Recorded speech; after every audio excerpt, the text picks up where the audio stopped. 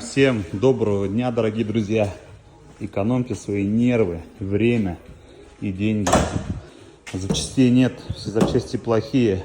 Отправили нам с Авито плохой капот, сказали, что хороший. Мы сейчас с этим разбираемся.